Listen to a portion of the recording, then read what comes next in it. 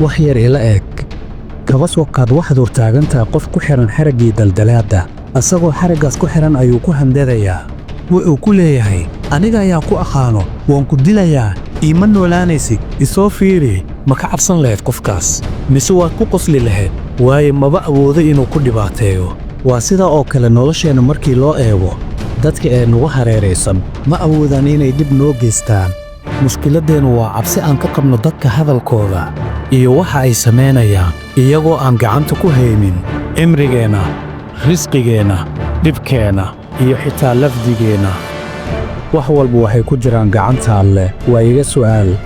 haddii oo dadka dhammi ay isku raacaan inay kula dagaalaan maxaa ku dhibaya hadduu Alle kula jiro maxaa ku dhibaya hadduu Alle ku jeclaado xil ay dadkoo dhan ku naceen maxaa ku dhibaya haddii dadkaasi dhan ay isku raacaan inay kuu diidaan arsaaqadaada Allana uu kuu qoray xeerkii adduunyada midka aakhiraba